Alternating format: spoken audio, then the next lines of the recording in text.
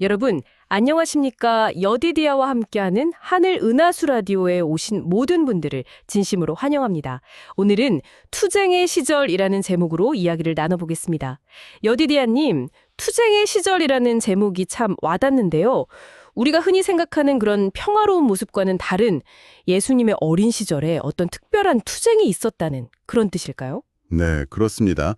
뭐랄까, 예수님의 유년기와 청년기는요, 겉으로 보이는 평온함 그 이면에 깊은 영적인 그리고 관계적인 투쟁으로 가득했다고 볼 수 있습니다. 아, 영적, 관계적 투쟁이요? 네, 당시 유대 사회는 랍비, 그러니까 종교 지도자들이 만든 수많은 규례들, 또 전통에 꽤 얽매여 있었거든요.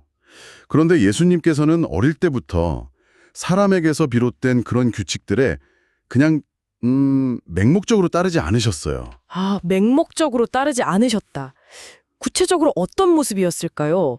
그 당시 사회 분위기를 생각하면 그게 쉽지는 않았을 텐데요. 항상 구약 성경, 그러니까 하나님의 말씀을 깊이 연구하셨고요. 오직 여호와가 이같이 말하노라 하신 그 말씀을 삶의 유일한 기준으로 삼으셨죠. 네네. 사람들이 만든 전통이나 규례가 하나님의 뜻과 이렇게 부딪힐 때 있잖아요. 그럴 때는 그게 아무리 오래된 관습이라 해도 받아들이지 않으셨던 겁니다. 그래서 랍비들이 그들의 가르침이나 유전, 그러니까 구전되어 온 전통을 따르라고 요구할 때마다 예수님께서는 기록하였으되 이렇게 반문하시면서 성경적인 근거가 뭐냐? 이걸 물으셨어요. 와, 어린 나이에 당시 최고의 권위를 가진 랍비들한테 성경적 근거를 그렇게 당당히 요구했다니. 그 랍비들 반응이 어땠을지 좀 짐작이 가는데요. 네, 매우 분개했죠. 당연히요. 자신들의 권위와 해석에 어린 소년이 따르지 않고 오히려 성경 말씀을 기준으로 도전한다고 느꼈기 때문입니다. 그렇죠. 물론 예수님의 그 비범한 영적 통찰력에는 놀라움을 금치 못했지만 그래도 자신들의 가르침을 따르지 않는 것에 대해서는 심한 불쾌감을 드러냈습니다.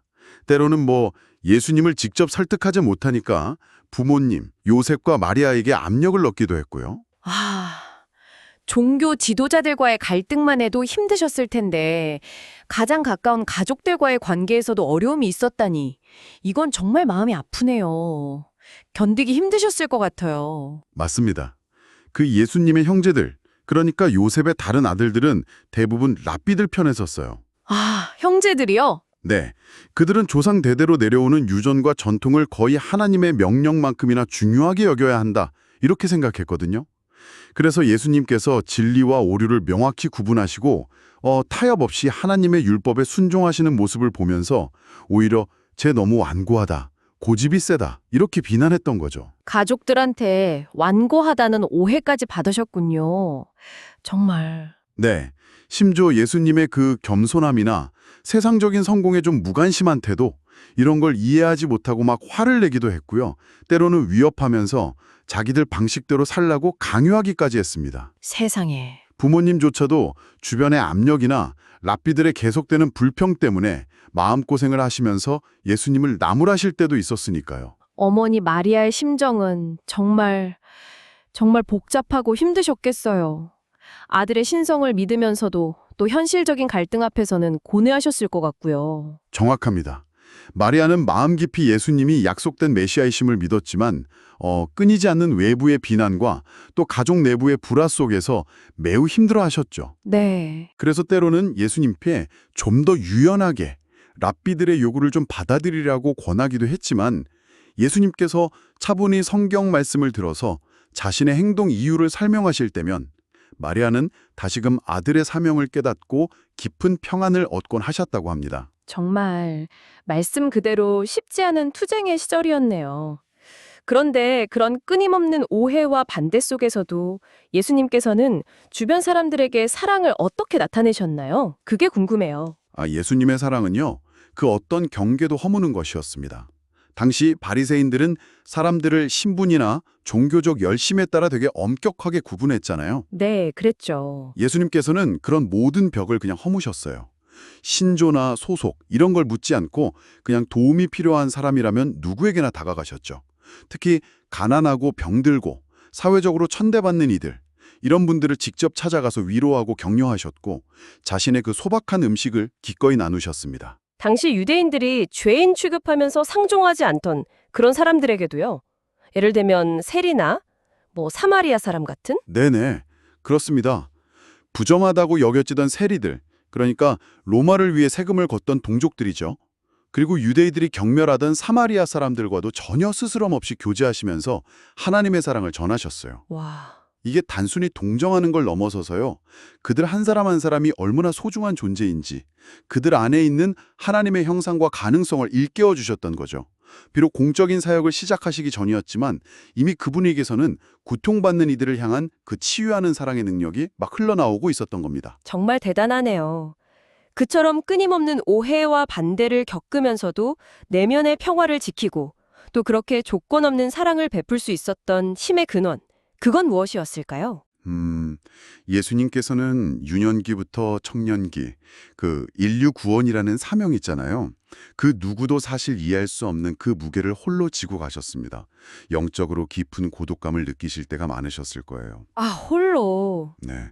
그래서 그분에게 가장 큰 위로와 힘이 되었던 시간은 바로 홀로 조용한 곳, 특히 자연 속에서 하나님 아버지와 깊이 교제하는 시간이었습니다. 이른 새벽이나 한적한 곳에서 성경 말씀을 묵상하고 기도하면서 하늘로부터 오는 새 힘과 지혜를 공급받으셨던 거죠. 그 고독 속의 교제가 바로 힘의 원천이었군요. 그렇습니다. 그리고 마주하는 모든 시험과 비난, 오해 앞에서도 감정적으로 막 반응하지 않으시고 기록하였으되 라는 그 하나님의 말씀으로 굳건히 서셨습니다. 네. 어떤 모욕이나 부당한 대우에도 결코 보복하지 않으시고 오래 참으셨고 그 내면의 깊은 평온함을 잃지 않으셨어요.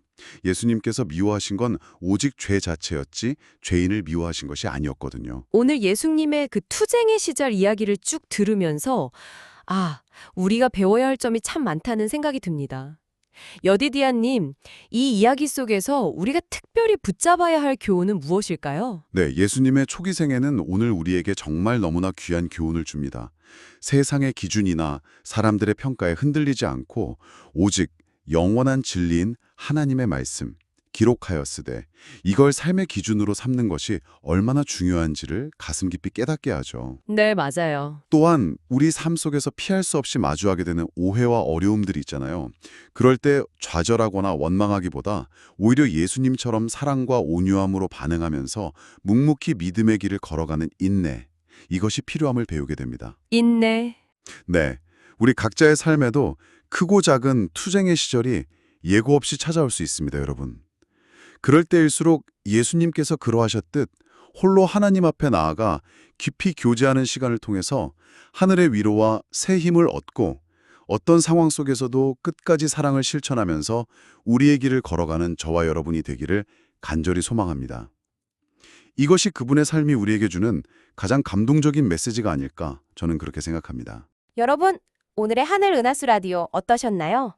매일매일 저녁 9시에 더 다양하고 흥미로운 주제로 여러분들을 찾아오도록 하겠습니다. 구독과 좋아요, 알림 설정은 저에게 큰 힘이 됩니다. 내일 다시 만나요. 안녕!